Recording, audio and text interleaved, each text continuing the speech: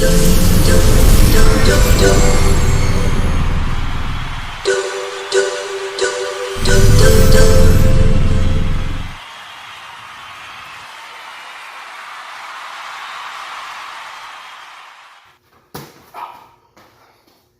we go, guys.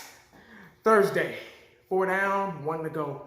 All right, real quick video, man. I'm still watching it, still kind of keeping an eye on things, but it's very, very hard to watch. It's the first game of the preseason, Hall of Fame game in Canton, Ohio.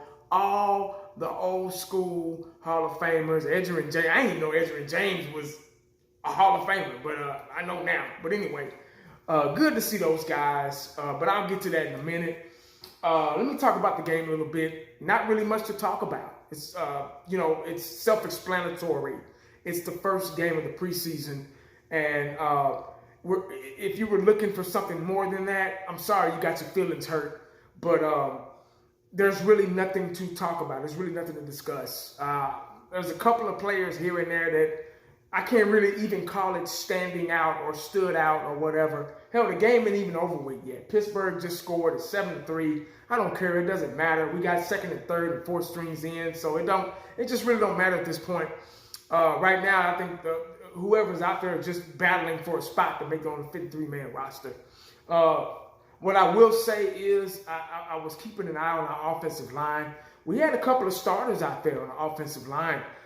We had Lyle Collins for a series. We had Connor Williams. I think I saw Connor Williams playing guard and a little bit of center, too, on the second team. So I think they're going to see how they're going to do that. Connor McGovern, Beadish was at center.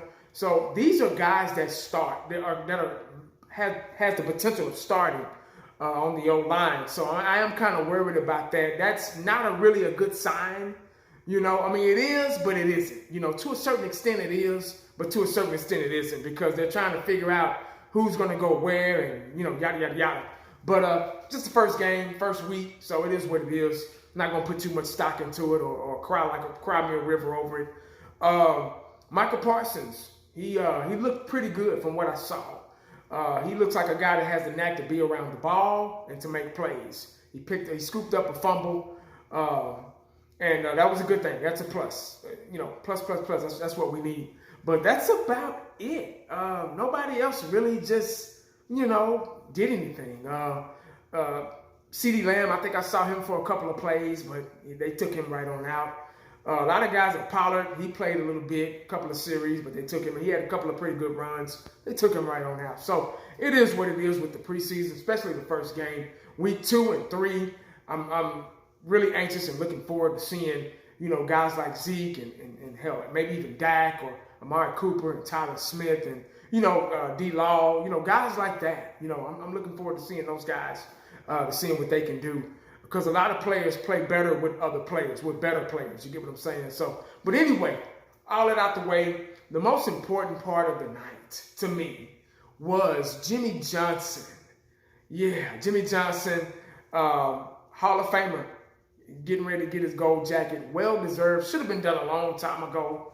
But, it is what it is on that. Good to see him and Jerry right there on the stand talking and everything and kind of reminiscing and going back in time. That should have been done a long time ago as well. But, egos and, it is what it is. But Troy Aikman was up there talking to him and everything. And I wish Emmett and Irvin could have been there too. That would have put the icing on the cake. But,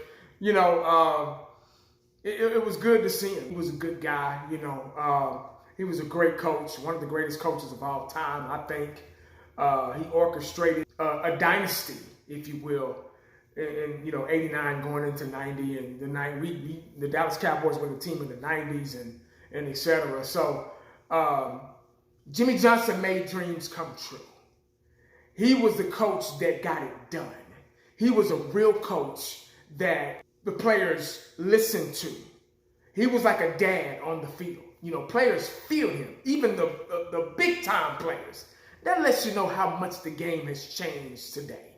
The big-time, big-money players like Michael Irvin and Emmett and all those guys, they feared him. They were scared to make a mistake. He made it so uncomfortable for those guys to make a mistake. And it worked.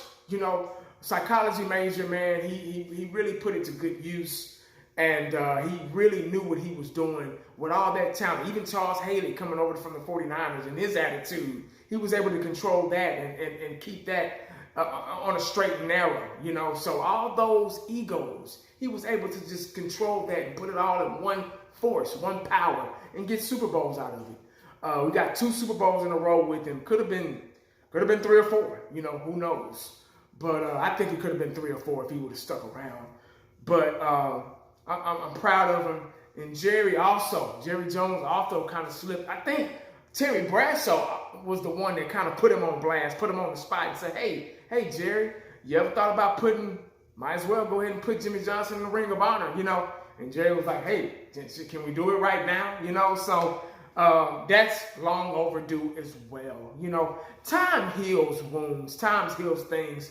There's a lot of people you might not have got along with back in the day, but you let time go by and you go through things in life, and they go through things in life, and they realize that the world doesn't revolve around them.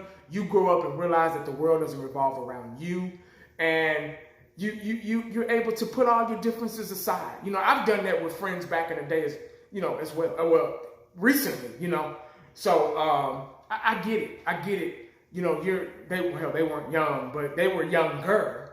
And egos, money, power, fame, you know, everybody wanted it, you know. So, and Jerry wanted all the credit for everything back then, and Jimmy Johnson was the head chief. You know, he was the chief that put all the Indians together and you know, won Super Bowls, you know. So he was the coach, Jerry wasn't. But anyway, to make a long story short, I'm proud of him. I'm glad that they got together and they were able to talk it out. And I'm pretty sure they've talked off camera through the years, you know, up until today. So just witnessing that, you know, was kind of a step back in time, if you will. But like once again, I'm going to say I'm proud of Jimmy Johnson.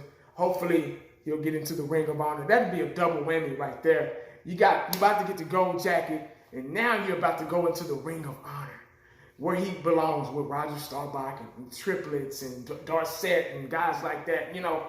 So, well-deserved, man. I'm proud of him. I probably said that 100 times in this one video. But I done ran my mouth too much. I got to go, guys. I got to get ready for bed. You know, still got to go to work tomorrow. Even though tomorrow's Friday and I'm crunk, still got to go in.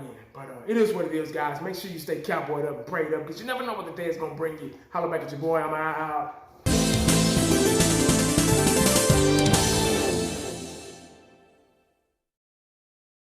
And the only thing else I got to say is,